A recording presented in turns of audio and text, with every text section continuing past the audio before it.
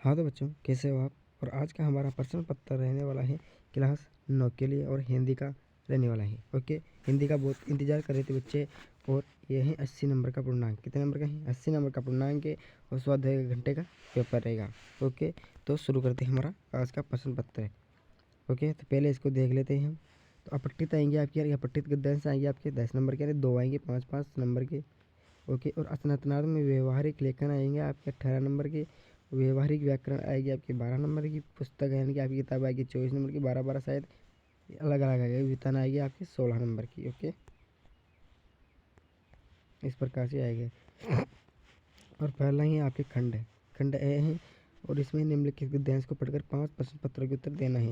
इस गद्यांश को पढ़ना है और 5 प्रश्न पत्रों के आपको उत्तर देना है। ओके, तो पहला प्रश्न ही, आचरण सहित पुरुषों के लिए कल्याणकारक नहीं हो सकता।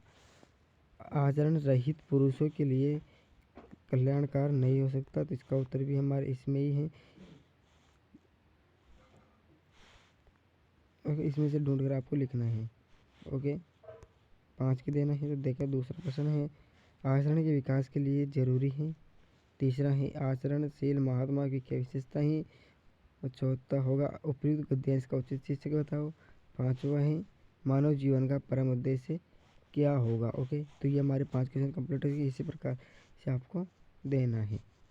ओके, और इसके उत्तर आपको इसमें से देना है। यदि मैं बताने लगा तो वीडियो बहुत लंबा हो जाएगा। ओके, तो दूसरा भी हमारे हैं अपठित पद्यांश, वो गद्यांश था, ये पद्यांश है। 5 प्रश्न पत्र के उत्तर देना है। ठीक उसी प्रकार से इसका भी देना है। अब है हमारे खंड 2, यानी कि ये 18 नंबर का है। प्रश्न नंबर तीसरा है, ये कहता है अपने विद्यालय को प्रधानाचार्य को एक प्रार्थना पत्र लिखो जिसमें पुस्तक से पाठ्य पुस्तक दिलवाने की आवेदन किया हो। यानी प्रधानाध्यापक जी की प्रार्थना पत्र लिखा हो जो पुस्तकालय से पाठ्य पुस्तक दिलवाने का निवेदन किया हो। यानी उन्होंने कहा था कि आपको पाठ्य पुस्तक में दिलवाऊंगा। ओके, और उन्होंने भूल गए, इसलिए आपको लिखना है। अब अथवा में अपने मोहल्ले में गंदगी है और नए नगर पालिका को एक पत्र लिखना है ताकि वो गंदगी को साफ कर सकें। ओके, चौथा क्वेश्चन है, निम्न में से एक विषय पर 300 शब्दों में निबंध लिखनी है। 9 नंबर का है। ओके, तो आपको लिखना है स्वच्छ भारत अभियान पर, क्योंकि बहुत अच्छा है ये, इसीलिए आपको इस पर लिख देना है। 300 शब्दों में लिखने है, प्रस्तावना से लेकर उपसंहार तक। ओके, इसके लिए मैं एक वीडियो बनाऊंगा व्याकरण के लिए। ओके, खंड तीसरा है और ये 12 नंबर का है। इसमें 5 है, रचना की दृष्टि से वाक्य भेद का एक उदाहरण दीजिए। रचना की दृष्टि से वाक्य भेद का एक उदाहरण देना है। वाक्य भेद पर भी एक बनाऊंगा मैं, उसको देखना आप। ओके, वाक्य की परिभाषा देते हुए वाक्य के भेद भी लिखना है। ओके, वाक्य की परिभाषा दो और वाक्य के भेद भी लिखना है। छठा ही, निम्न शब्दों को पर्यायवाची शब्द लिखो कोई दो, यानी कि कनक और गणेश का लिख देना है। ओके, सातवां है, निम्न शब्दों के विलोम शब्द लिखिए, यानी कोई दो का आएगा लिख देना या आकाश का लिख देना। ओके, आठवां है, श्रुति समान तो भिन्न अर्थ शब्द, यानी कि जिसका एक शब्द निकले।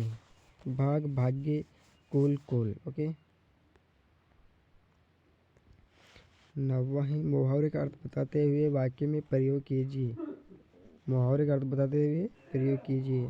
आंखें बिछाना, गागर में सागर भरना, ईद का चांद होना, यानी बहुत प्यारा होना। बहुत प्यारा होना, 9-2-11 हो जाना, भाग जाना। इस पर भी एक वीडियो लेके आऊँगा, मुहावरे पर भी। ओके, खंड 4 है।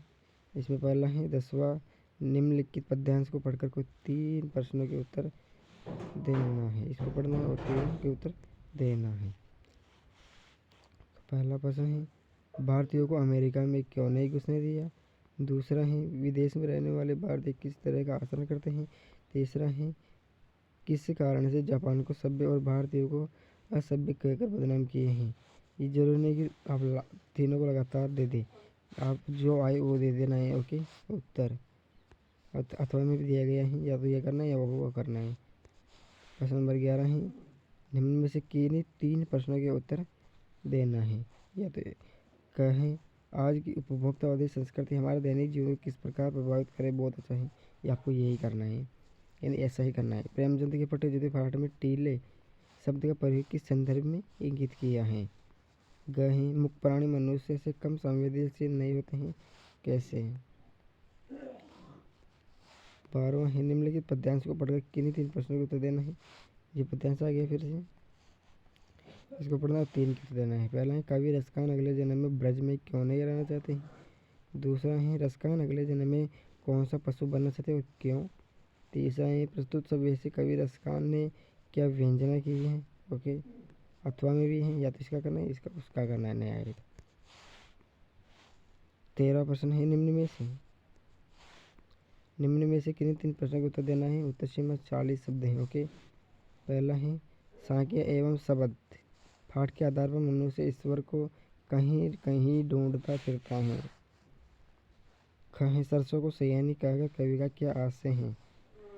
गहें आपने अपने शहर में बच्चों को कब कब कहाँ कहाँ काम करते हुए देखा है। बहुत अच्छा प्रश्न है ये वाला। खंड 5वां है प्रश्न नंबर 14वां है निम्न में से किसी एक प्रश्न का उत्तर देते हुए उत्तर सीमा 100-200 शब्दों में 100-120 शब्दों में, ओके। तो अपनी देखी सुनी किसी आपदा का वर्णन करने हैं। माटी वाली कहानी के उद्देश्य पर प्रकाश डाले हैं, उसके बारे में लिख देना है पूरा ही। 15वां है निम्न में से किन्हीं 4 के उत्तर देना है। उत्तर सीमा 30 है, ओके। पहला है बाढ़ की खबर सुनकर लोग किस तरह की तैयारी करने लगे। दूसरा है शिक्षा बच्चों का जन्मसिद्ध अधिकार है, कैसे। लेखिका अपने नानी के व्यक्तित्व क्यों प्रभावित थी। मेरे संग की ओर से पाठ के आधार पर बताओ।